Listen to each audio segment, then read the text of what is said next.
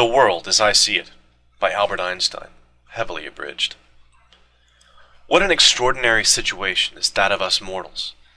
Each of us is here for a brief sojourn, for what purpose he knows not, though he sometimes thinks he feels it. But from the point of view of daily life, without going deeper, we exist for our fellow men.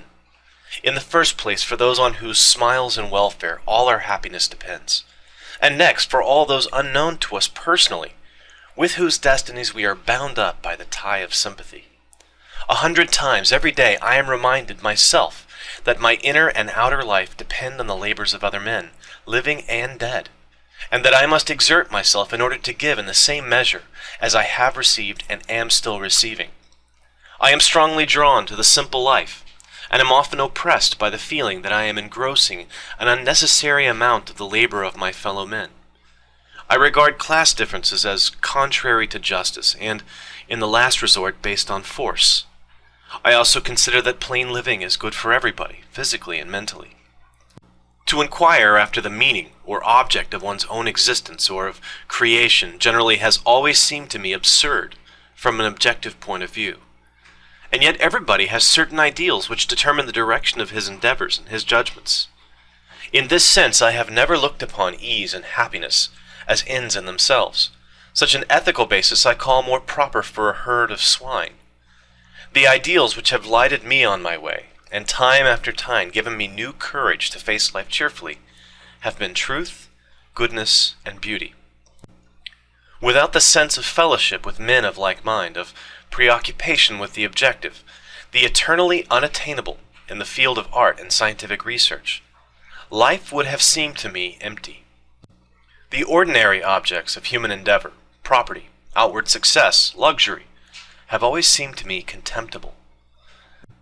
My passionate sense of social justice and social responsibility has always contrasted oddly with my pronounced freedom from the need for direct contact with other human beings and human communities.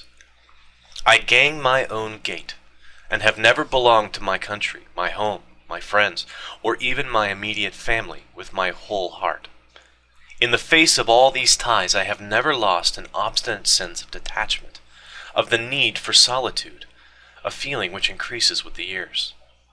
One is sharply conscious, yet without regret, of the limits to the possibility of mutual understanding and sympathy with one's fellow creatures. Such a person no doubt loses something in the way of geniality and light-heartedness. On the other hand, he is largely independent of the opinions, habits, and judgments of his fellows, and avoids the temptation to take his stand on such insecure foundations. My political ideal is that of democracy. Let every man be respected as an individual, and no man idolized.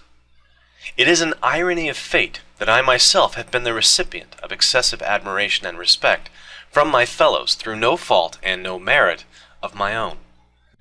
The cause of this may well be the desire, unattainable for many, to understand the one or two ideas to which I have, with my feeble powers, attained through ceaseless struggle. I am quite aware that it is necessary for the success of any complex undertaking that one man should do the thinking and directing, and in general bear the responsibility. But the led must not be compelled. They must be able to choose their leader. An autocratic system of coercion, in my opinion, soon degenerates. For force always attracts men of low morality, and I believe it to be an invariable rule that tyrants of genius are succeeded by scoundrels. The fairest thing we can experience is the mysterious. It is the fundamental emotion which stands at the cradle of true art and true science. He who knows it not, and can no longer wonder, no longer feel amazement, is as good as dead, a snuffed-out candle.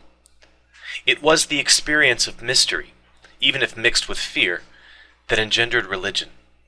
A knowledge of the existence of something we cannot penetrate, of the manifestations of the profoundest reason and the most radiant beauty, which are only accessible to our reason in their most elementary forms.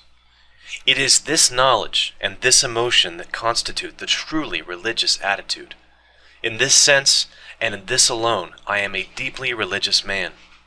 I cannot conceive of a God who rewards and punishes his creatures, or has a will of the type of which we are conscious in ourselves. An individual who should survive his physical death, is also beyond my comprehension, nor do I wish it otherwise. Such notions are for the fears or absurd egoism of feeble souls.